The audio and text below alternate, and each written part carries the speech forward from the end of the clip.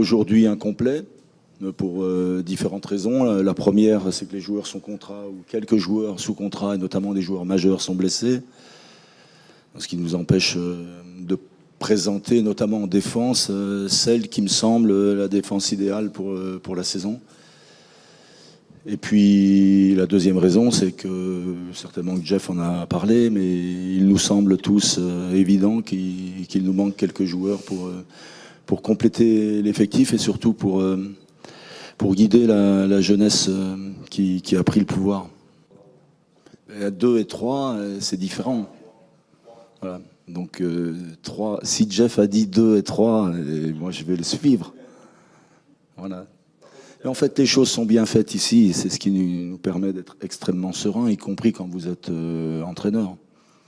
Donc les choses sont établies, elles ont été établies, je crois, 2 ou 3 jours après notre maintien en Ligue 1, notre 13e place qui nous a tous déçus. Il y avait d'abord, dans un premier temps, je n'aime pas trop le terme, à dégraisser, à vendre, et puis à dégraisser parce que nous considérions que l'effectif était trop important. D'autant que la formation ici au TEF est de qualité. Donc si on veut faire la place à la jeunesse, encore faut-il qu'il n'y ait pas embouteillage dans le groupe pro. Donc ça a été admirablement bien réalisé, puisque au 12 juillet, nous avions rempli le cahier des charges. Enfin, Jeff et ses équipes, parce que moi, je n'ai pas eu d'impact sur le dégraissage. Et puis depuis, eh bien, on tente de recruter, de compléter notre effectif, mais autant prendre notre temps et autant cibler des joueurs qui seront susceptibles de nous apporter. Donc voilà, il faut vivre avec. Moi, je vis très bien avec. J'aurais préféré les avoir le premier jour de la reprise, je le reconnais, mais bon, je ne m'affole pas pour autant. Nous avons de quoi débuter la saison. Alors, il y a bien sûr... il y a ce hasard du calendrier qui nous fait jouer Monaco et Paris Saint-Germain lors des 2 premiers déplacements. Mais est-ce qu'avec 3 joueurs de plus, nous aurions eu davantage la faveur des pronostics?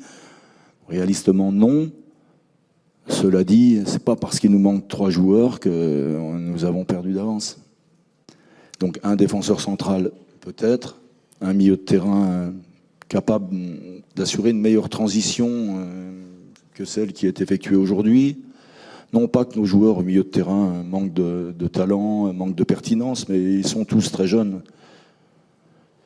Le recrutement de Cahuzac va dans ce sens, pour aussi faire en sorte que notre groupe soit moins lisse, pour aussi que les joueurs s'approprient le projet de l'intérieur, et puis aussi pour que je me repose, parce que gesticuler dans la zone technique à mon âge, ça a un impact sur ma santé. Donc si je peux avoir des relais, c'est mieux. Vous avez envie que je me fâche, vous, c'est ça, non?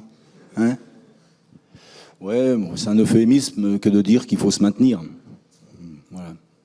Et maintenant, nous, raisonnablement, on se dit qu'on voudrait surperformer.